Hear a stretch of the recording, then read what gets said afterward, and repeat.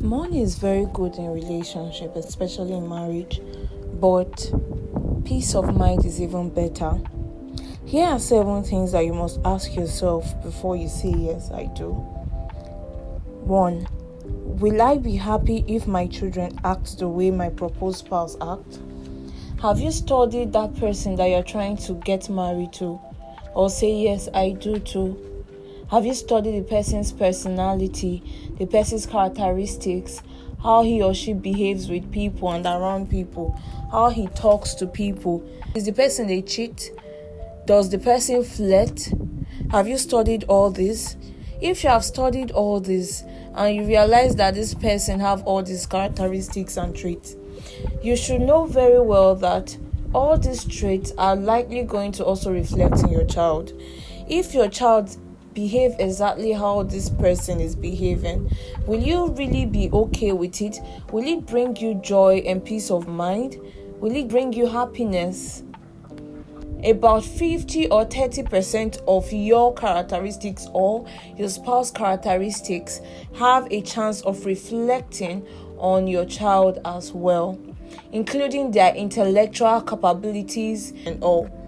So before you say yes, I do, the first thing you should ask yourself is, will I be happy if my children act the way my proposed spouse act?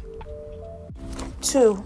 Does his or her belief system align with my belief system?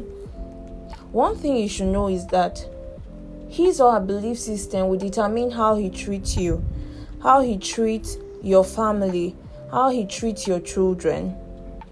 One way to actually know a person's belief system is to look or study his or her family, which is where he or she is coming from.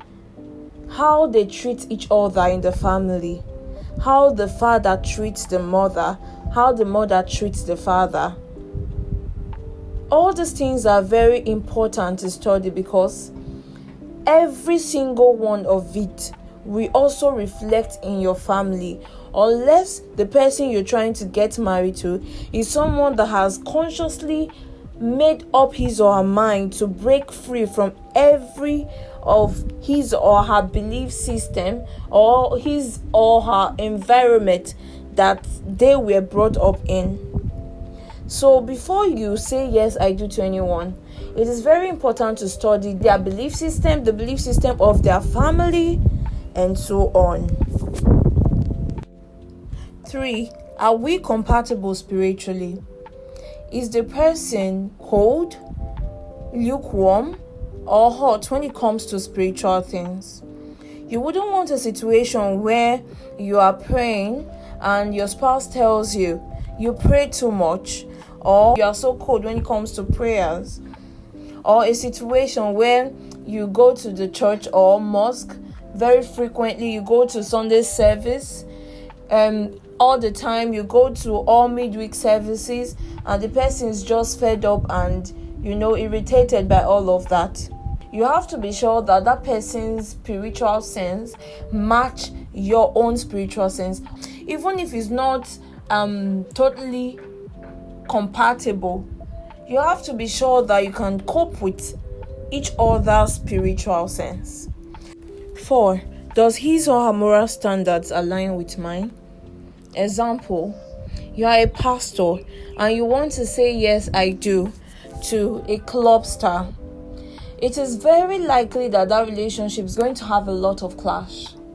Another example, you grew up wearing long skirt and your spouse is someone that like smart looking trousers or short skirt and all. If both of you do not agree on a common note before you say yes, I do, you both are likely going to be having a lot of clashes in the marriage or in the relationship. Because there are times that your spouse would want you to wear something short or a trouser, and because it's against your moral standard, you would say no, and it will result to something else. 5. Am I truly attracted to him or her, both physically and sexually? Probably the person's money might have been what attracted you at first. But in true sense, can you stand the sight of that person? Can you stand whenever the person tries to touch you?